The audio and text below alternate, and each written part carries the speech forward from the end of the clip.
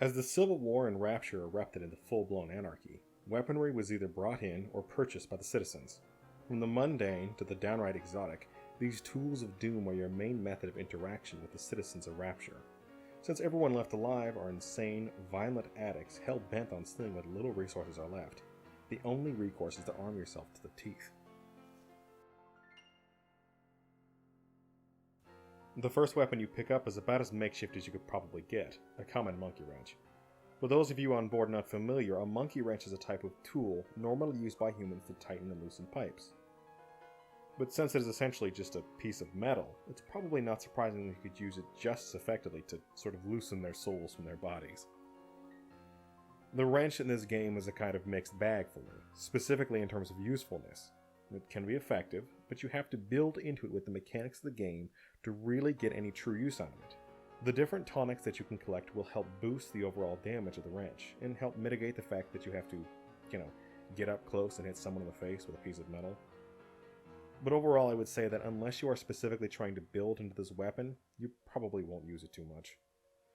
Although there is one mechanic that the wrench benefits from immensely: the way plasmids can stun enemies and allow follow-up attacks that deal increased damage. The old shock 'em and sock 'em really is effective, so much so that the game teaches it to you right off the bat. The next one I want to mention is the research camera. This one isn't really a weapon, per se, but it does increase your damage to enemies through its mechanics. You collect the camera after Peach Wilkins orders you to equip it and snap some photographs of a splicer. This really is just the developers of the game teaching you the mechanics of this particular weapon, and making sure that you really understand that this camera is actually useful. How useful is it? Well, the camera can be used to take photographs of every enemy in the game, and gain experience points for that enemy type. As the pool of experience fills up, your understanding of the enemy increases. This is of course represented in levels, which results in increased damage on that enemy type, random passive bonuses, or tonics that you would otherwise not have access to. What that means is that the camera is a tool that has direct, positive benefits for you and your playthrough, and given how easy it is to just spam photographs and max out the levels for each enemy type, you'd be a fool to ignore the upgrades this offers your playthrough. The first real firearm you pick up is a basic 6-chamber revolver. In a rather disturbing and mood-setting sequence, you collect the pistol during an encounter with a woman speaking into a baby carriage. After gently persuading her to take a nap, you discover the baby she was talking to was in fact the revolver. It really helps set the mood for how things in Rapture are starting to fall to pieces. As for the revolver itself, it's the most basic firearm you could get. You point it at something, pull the trigger, and the enemy takes a small to moderate amount of damage to their health bar. It also doesn't really feel good to fire either, to be honest. It's snappy, but almost too snappy. It feels like the gun is going to fling itself out of your hand, but the aim doesn't move around that much, despite the wicked-looking knockback. This leads to me sort of pounding the trigger and filling the air with lead so fast I eat through ammo without thinking. There are 3 types of ammo, by the way: Standard, Armored Piercing, and Anti-Personnel. Standard is the normal damage that does no worse against anything in particular. It rains from the sky like water and is carried by anyone with a revolver in their hands as well. Armored Piercing is much more useful, to my opinion. It does increase damage to robots and other mechanical things, although the real use of it is against the big daddies. Since the large papas are covered in armored diving suits, and their fights can be so long, this helps shorten it a little bit. Lastly, Anti-Personnel is the type that works very well against soft targets. Those angry, juiced-up housewives with the Chicago typewriters, they don't really fare well with this kind of ammo. At the Power to the People machines, you can upgrade 2 stats on this gun. A generic sort of 25% increase to damage, and the more interesting one that triples the size of the magazine by installing this really cool looking ammo feed system. In all honesty, this is my favorite part about the pistol. It really makes it more functional with a bit more of an ammo hog. In a pinch, the pistol will suffice, but I rarely find myself equipping it for more than ammo conservation or extreme situations. The machine gun is the next weapon to be located and utilized by the player. Like everything else in Rapture, it takes its inspiration after heavy noir and American theming, given that it is flat out a Thompson submachine gun. This is about as American of a weapon as you could probably imagine.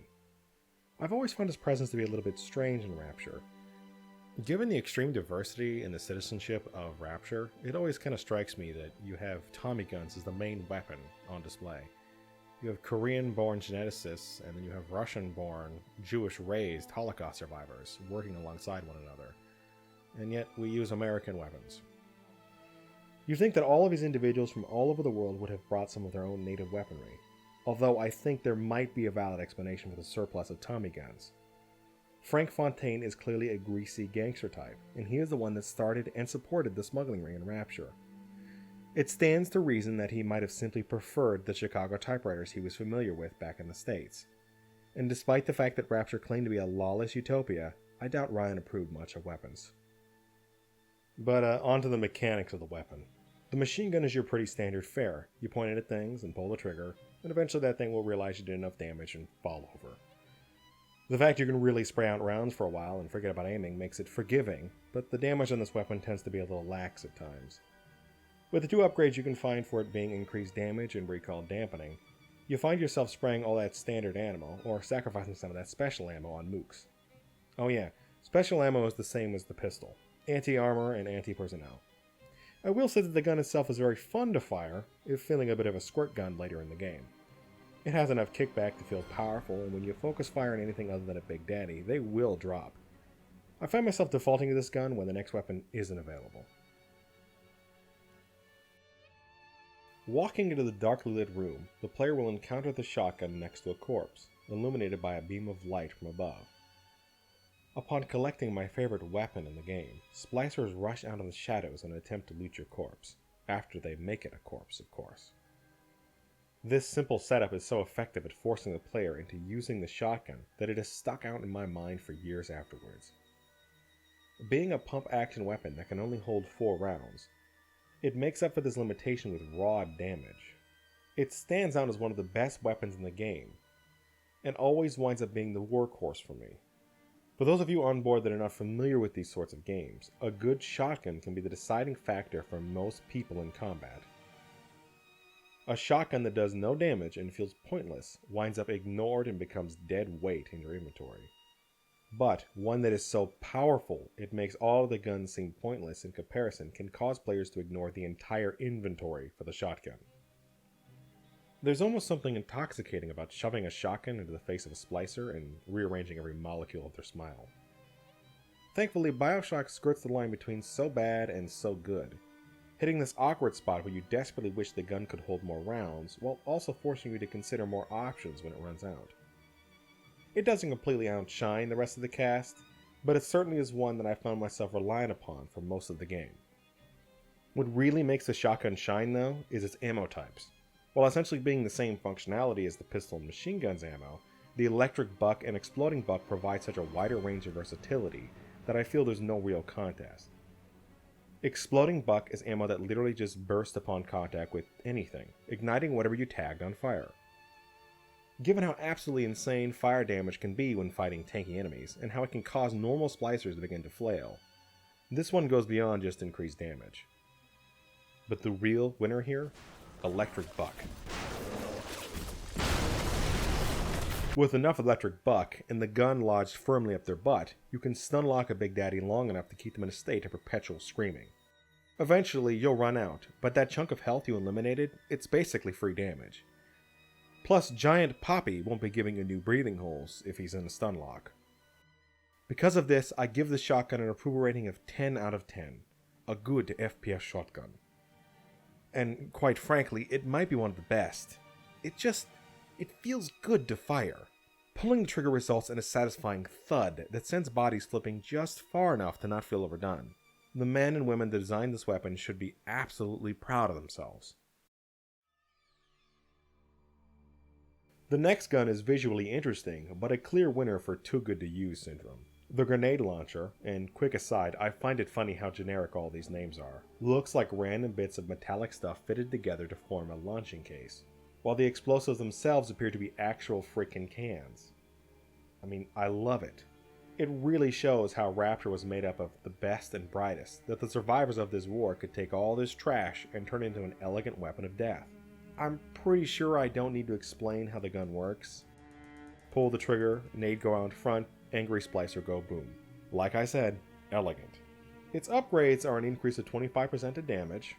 Yeah, good. And immunity to splash damage. That is beyond useful, meaning you can just fire the thing whenever you want with little to no consequences. Very video game logic too. Auto-generated shape charges make you immune to the damage from your own grenades. I mean, how the hell does that even work? I know the others were pretty weird too, but never mind. The ammo type is pretty normal for a grenade launcher as well. Nothing to write home about, but you'd miss them if they were gone. With heat-seeking missiles and proximity mines, I mostly find myself using them on Big Daddies.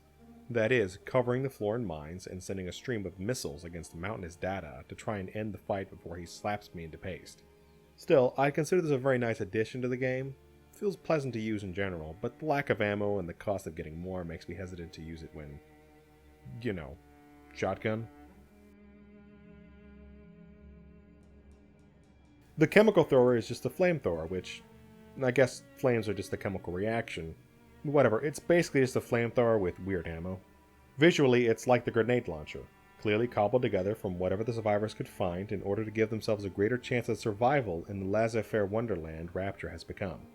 Usage is simple as well. Pull the trigger and unleash an actual squirt gun of death this time, doing raw damage as well as fire damage on the enemy. This makes it actually pretty useful, but due to the rarity of the ammo and the fact that most enemies drop faster when pumped full of lead, I found myself ignoring it in favor of the shotgun or other weapons. The upgrades for the gun include a range increase, which I have to be honest, I never encountered a situation in the tight quarters of Rapture where I struggled to hit an enemy with the stream. The ammo consumption rate decrease is absolutely a treat, however, giving that already scarce ammo just a little more wiggle room. The real shine for the weapon, however, is the ammo types, or that is to say, the one ammo type that I like. The liquid nitrogen fires a freezing blast of ice at a target, much like the plasma that does the same, and it stops the enemies solid in their place, which is pretty neat. The issue is that it does no raw damage, and then in order to kill the enemy, you have to shatter them with another weapon, which unfortunately means all the loot they had on their bodies goes poof, like my dreams of averting the disaster in a time machine. On the other hand, the electric gel. Oh, the electric gel.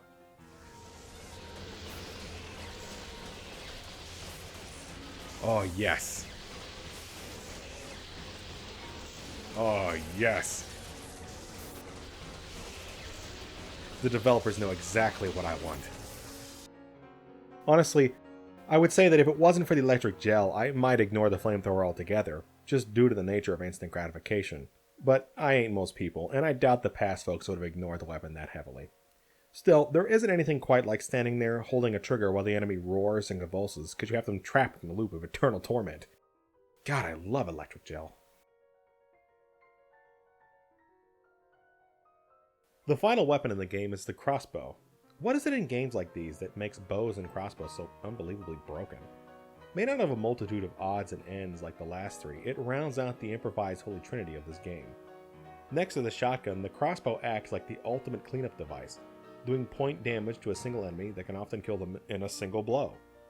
Headshots are difficult, but supremely satisfying to hit, sometimes launching enemies directly into walls. The fire rate is pitiful, and the reload is even worse. Ammo also becomes a nuisance, which I feel like I've said for every gun. This leads to me sort of pounding the trigger and filling the air with lead so fast I eat through ammo without thinking. You find yourself spraying all that standard ammo, or sacrificing some of that special ammo on mooks, hitting this awkward spot where you desperately wish the gun could hold more rounds, while also forcing you to consider more options when it runs out. It feels pleasant to use in general, but the lack of ammo and the cost of getting more makes me hesitant to use it when. The ammo consumption rate decrease is absolutely a treat, however, giving that already scarce ammo just a little more wiggle room. Yeah.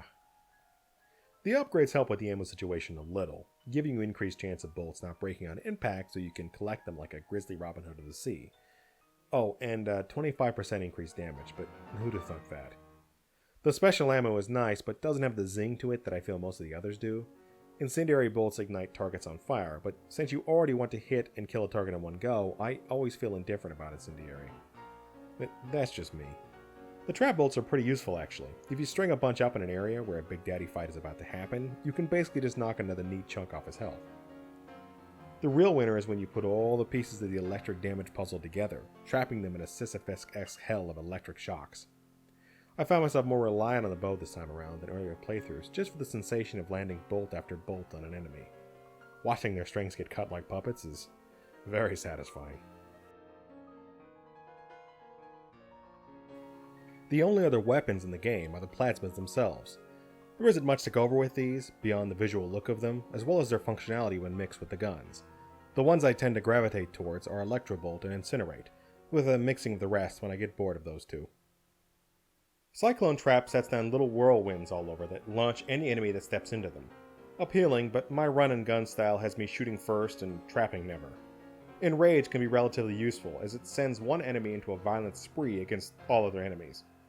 The weird goo pod you produce from your hand is cool looking, but beyond just causing chaos in combat, it's really not for me.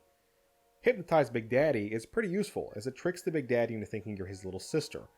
I found myself actually using it this time around. Another pod one, and it's only obtainable after rescuing 3 little sisters. Security Bullseye is another pod one that you can use to turn the security systems hostile towards whatever you tag with it. Situationally, this can be very useful, but frankly it's another one I find myself ignoring in favor of for instant damage with a gun. Sonic Boom is just Force Push from Star Wars, which is a franchise I'm going to talk about down the road. To be honest, just pushing a guy is about the most boring ability in the world to me. I don't know. I never got the appeal. Target Dummy is okay. It's another one I don't tend to use, especially since its main use is to escape combat. And I'm always craving more combat. Lastly on the mostly ignored list of plasmids for me is telekinesis. At the time of Bioshock's release, the latest fad in first-person shooters was physics simulation, so everyone had to have something where you could pick up whatever trash the developer scattered in the level, then peg the enemies in the face with them. The real use for me is the fact you can hurtle explosives with it, which meant I used it on occasion. Winter Blast is just like liquid nitrogen, with the same limitations as before. Visually, though, absolutely fascinating to see Jack's hand become this increasingly painful looking level of frozen. The last 3 I use semi-regularly, mainly as a way to create combos with my gun. This is the issue with the plasmids. You aren't meant to use them on their own. It's difficult to outright kill using them, and the cost of EU is typically very high. Insect Swarm is a cornucopia of nightmare fuel, with the fact your entire hand has become a living hive for bees. Unleashing it upon enemies results in a more powerful stun than flames, most often sending even Big Daddies into flails while doing progressive damage over time. It's honestly the same ability as flames, but with more stun lock than damage. Speaking of Incinerate, this one has a fantastic design. Your fingers are slowly disintegrating into flaming ashes as you pyrokinetically burn all those who oppose you. Stun lock and damage over time. Oh, and it can ignite puddles of gas on the floor for a nice little trap. Lastly is the Electrobolt. Seeing the power of a god course over your fingers and watching as the enemies are sent into a writhing mess is just as cathartic as using its chemical thrower variant. Of course, not as powerful as the chemical thrower variant, but the follow-up strikes are appealing when you use this plasmid. When Rapture was founded, Ryan envisioned it as a utopia, one in which the sweat of a man's brow was his very right.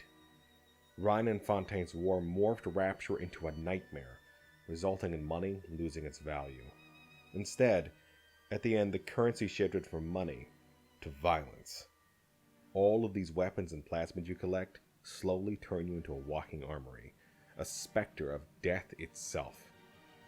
Down here, at the depths of the dark Atlantic, I'm the one with all the power.